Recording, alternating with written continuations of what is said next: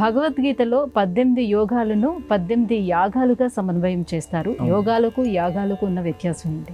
తప్పక యోగం అంటేనే యాగమనమ్మ. ఎందుకంటే యోగం యొక్క రెండిటి పరమార్థం కూడా జీవ బ్రహ్మైక్యమే. అంటే జీవుడు భగవంతునితో కలవటమే. యోగం అంటేనే జీవాత్మ పరమాత్మ యొక్క కలయిక అని అర్థం. కాబట్టి సంయోగమే యోగం. కాబట్టి ఇక్కడ భగవద్గీత కూడా మనకు అత్యద్భుతమైనటువంటి ఈ 18 యోగాల్లో మనకు ఈ యొక్క ప్రధానమైన అంశాన్నే తెలియజేస్తోంది. ముఖ్యంగా మనం చూసినట్టయితే భగవద్గీతలో 18 అధ్యాయాలు ఉంటే అవి 3 షట్కములుగా మనం విభజించుకోవచ్చు. మొదటి 1 నుండి 6 వరకు, అలాగే 7 నుండి 12 వరకు, అలాగే 13 నుండి 18 వరకు, అలా మనం తీసుకున్నట్టయితే 3 షట్కములుగా మనకు మొట్టమొదటిది అర్జున విషాద యోగం, సాంఖ్యయోగం, కర్మయోగం, అలాగే జ్ఞానయోగం, జ్ఞానకర్మ సన్యాస యోగం, ధ్యాన యోగం. ఈ 6 ప్రథమ షట్కం. ఈ షట్కంలో మనం మహావాక్యంలో తత్వమసిలో ఉన్నటువంటి త్వం అనేటువంటి పదానికి నిర్వచనం. అలాగే జ్ఞాన విజ్ఞాన యోగం, అలాగే జ్ఞాన విజ్ఞాన యోగం తర్వాత వచ్చినటువంటి రాజవిద్య రాజగుహ్యాలు కానివ్వండి, అలాగే విభూతి యోగం కానివ్వండి, విశ్వరూప సందర్శన యోగం కానివ్వండి, భక్తి యోగం కానివ్వండి, ఇవన్నీ కూడా మధ్యలో ఉన్నటువంటి యోగాలు. ఇవన్నీ మనకు త్వం అనేటువంటి పదాన్ని సూచిస్తూ ఉన్నాయి.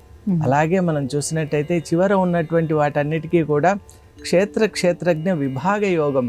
అంటే అసి పదము ఎంత చక్కగా ఉంటుందంటే క్షేత్రజ్ఞ విభాగ యోగం, అలాగే మనకు వచ్చినటువంటి గుణత్రయ విభాగ యోగం, క్షరాక్షర విభాగ యోగాన్నే పురుషోత్తమ ప్రాప్తి యోగంగా మనం భావిస్తూ ఉంటాం. దైవాసుర సంపద్ విభాగ యోగం, అలాగే శ్రద్ధాత్రయ విభాగ యోగం, మోక్ష సన్యాస యోగం. ఇవి అసి అనేటువంటి పదం.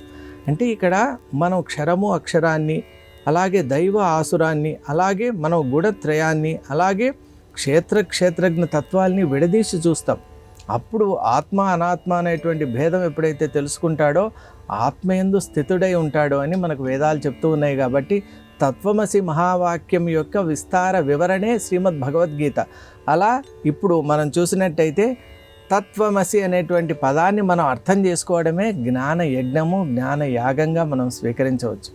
అలా నిజంగా చెప్పాలి అంటే యజ్ఞాల్లో యాగాల్లో అన్నిటికీ కూడా జ్ఞానయజ్ఞమే చాలా శ్రేష్టమైనటువంటిది. కాబట్టి ఈ యోగాలన్నీ కూడా ఆ యాగరూపకంగా మనకు ఈ తత్వమసి మహావాక్యం ఇచ్చేటువంటి ఏకత్వం ఏదైతే ఉందో, అద్వైత స్థితి ఏదైతే ఉందో దాన్ని ప్రతిపాదిస్తూ ఉన్నాయి. కాబట్టి మనకు ఈ మధ్యలో ఉన్నటువంటి త్వం అనేటువంటిది చాలా ముఖ్యమమ్మ. భగవత్ తత్వాన్ని తెలియజేస్తుంది.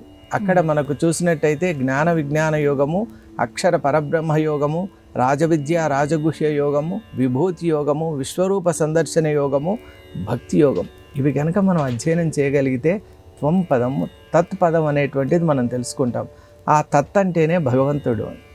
కాబట్టి అటువంటి మనకు జ్ఞాన యజ్ఞాన్ని మన చేత చేయించేటువంటి భగవద్గీత నిజంగా అనునిత్యం కూడా మనం ఒక అలవాటుగా మార్చుకోవాలి. ఎందువల్ల అంటే ఒక అలవాటుగా మారిందంటే, అభ్యాసంగా మారిందంటే భగవద్గీత పారాయణం మనం చేయకుండా ఉండలేం.